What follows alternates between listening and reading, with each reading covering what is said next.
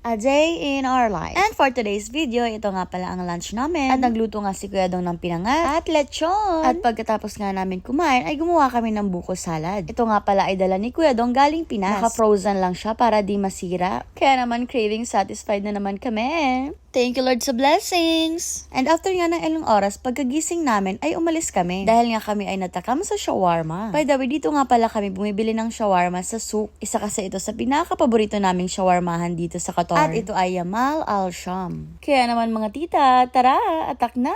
Cheers! At habang ang papunta kami sa Boss Coffee, ay kinain na namin ang shawarma. Nakakahiya naman kasi kung doon namin kakainin. Syempre, at dahil andito na kami sa Boss Coffee, ay wait, grabe, ang ganda pala dito at sobrang lawak. Syempre, umorder ulit kami ng makakain. Alam niyo namang mahilig kaming kumain, walang kabusugan. Kaya naman umorder kami ng caramelo, coffee jelly, and matcha. At dahil hindi pa din kami busog, may in-order pa kami. Breakfast meal kahit dinner na. Pero dahil wala na ngang space ang aming tiyan, chill-chill na lang muna kami dito sa Boss Coffee. Kaya nga habang kumakain ay tawanan. Syempre dahil nasa mood kami, nakapag-TikTok pa kami niyan. O diba, kahit may pasok bukas, happy-happy lang. Bye! See you next time!